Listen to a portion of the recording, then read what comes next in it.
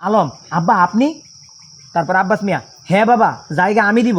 তুমি কি খেতে খামারে কাজ করতে পারবা? মাছ চাষ করতে পারবা? হ্যাঁ বাবা, আমি জায়গা দেব। তুমি কি খেতে খামারে কাজ করতে পারবা? মাছ চাষ করতে পারবা?